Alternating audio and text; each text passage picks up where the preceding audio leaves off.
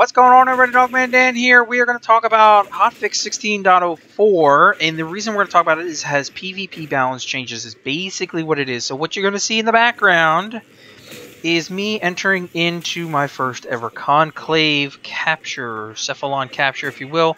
I got put in mid-session. Really had no clue what the heck was going on. So we'll have that playing in the background while I just kind of talk about some of the stuff that came up in the 16.04 update. And then I'm also going to have a full first run, if you will, as well. I managed to get a full mission or a full session in as well, so we'll have that up in a future video. Anyway, let's get right into this. So the recent soft launch of the capture had allowed DE to make some changes for better from feedback and concerns. It was clear that certain weapons, abilities, maneuvers, etc. were not balanced properly for this game mode, and they want to thank everybody constructively for helping us to continue harmonizing Cephalon capture. Following the changes have been made to help create and maintain some equilibrium. Slide attacks in PvP will now only use base damage on the weapon, the melee weapon wielded. Previously, slide attacks used damage multiplier and was shifting the balance in a negative direction. Rhino Iron Skin is no longer a permanent buff and will begin to slowly decay after a short period of time. Made some adjustments to Rhino's charge damage in PvP. Arcane helmets have been removed from PvP. Mods that increase maximum clip size may now be used in PvP.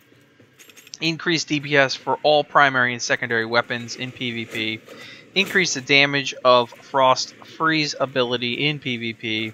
Increase the range of Mag's pull ability in PvP. Increase the amount of overshield from Mag's shield polarize in PvP. Reduce the damage of Volt's shock ability in PvP. And reduce the damage of all Paris bows in PvP. Some other changes here: we have updated water effects in the Orican Cephalon capture level. Respawning Cephalons now play a sound on respawn.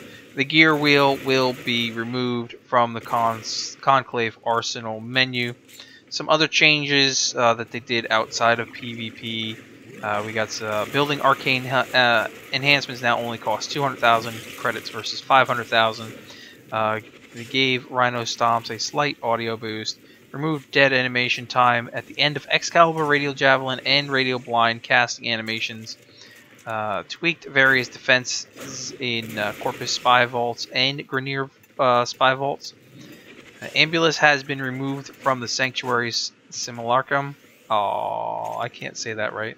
Simulacrum. So they removed the bosses. Multiple items can now be purchased at once from the Syndicate Market. UI, increased timers in Grenier Spy Vaults.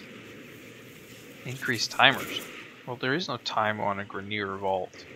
Anyway, made various environmental PBR updates in the Orican Void and Tenno Dojo. Increased the brightness of flames produced by the Ignis. Improved the smoky particle effects on the Embolist weapon fire. Players without a synthesis scanner equipped during a scan will no longer receive synthesis progress. So if you're with a team and you don't have one scanned and they scan it, you don't have your synthesizer active and they scan it, you will not get that. Energy orbs with 50 energy are now larger than energy orbs with 25 energy. Made some various localization updates and added casting trails to Necros' abilities. There are some other fixes that came out as well. You can check those out, of course, on the Warframe forums, on the Everything Warframe page that I have set up in the blog for Update 16, and as well in the non-community forums.